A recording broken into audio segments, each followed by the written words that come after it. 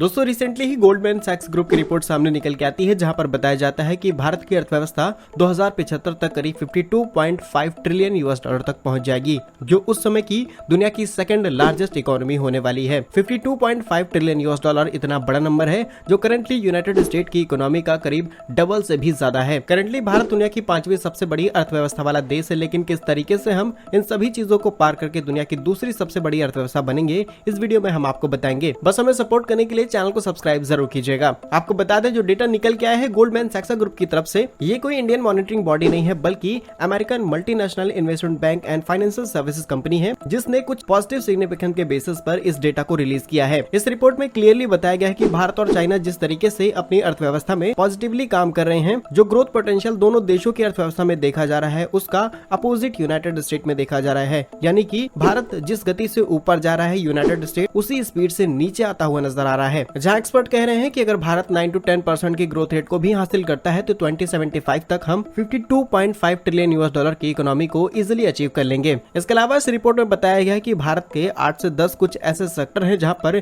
Effectively और ground पर अगर काम किया जाए तो भारत 52.5 ट्रिलियन यूएस डॉलर की इकोनॉमी को आसानी से हासिल कर लेगा, जिनमें शामिल है skill development, health care, infrastructure, railways, ports, manufacturing, make in India and single window system. जहां पर स्किल डेवलपमेंट की बात की जाए तो भारत के पास दुनिया की सबसे बड़ी पॉपुलेशन है, और ना सिर्फ पॉपुलेशन बल्कि हमारे पास यंग पॉपुलेशन है। इसके अलावा मेक इन इंडिया को बढ़ावा देना चाहिए ताकि देश के अंदर मैन्युफैक्चरिंग प्रोसेस और तेजी से किया जा सके, और सिंगल विंडो सिस्टम लाना जरूरी है ताकि कंपनियों को अलग अलग काउंटर पर अपनी फाइल को भेजना ना पड़े, एक ही पैनल से सारा काम हो जाए और फैक्ट्रीज जल्द से जल्द सेटअप की जा सके। और अगर कुछ पॉजिटिव एग्जांपल्स की बात की जाए तो आज भारत के करीब 164 इंडियन कंपनीज यूनाइटेड स्टेट के अंदर काम करती हैं, जो करीब 4.5 लाख लोगों को रोजगार देने का काम करती हैं। इसके अलावा भारत के हाइड्रोजन सेक्टर में जो हमारी काफी बड़ी ऑयल डिपेंडेंसी को खत्म कर सकता है, उसमें Tata, Adani, Reliance, Olectra green, ONGC, NTPC, BHEL, Indian oil, Ashok Leyland जैसे बड़े प्लेयर्स काम कर रहे हो। करीब 300 बिलियन यूएस डॉलर की इन्वेस्टमेंट सिर्फ हाइड्रोजन सेक्टर में की जा रही है। इसके अलावा भारत दुनिया का चौथा सबसे बड़ा ऑटोमोटिव प्रोड्यूसर कंट्री है, वहीं दुनिया का 5वां सबसे बड़ा मेडिसिन मैन्युफैक्चर और second largest mobile phone manufacture country आज भारत है, जिसके चलते आज एप्पल अपना सबसे बड़ा प्रोडक्शन भारत में करना चाहता है चाइना से अपनी डिपेंडेंसी को कम करने के लिए। लास्ट ईयर इन दिसंबर 2022 में भारत ने करीब 1 बिलियन यूएस डॉलर के आईफोन्स को भारत से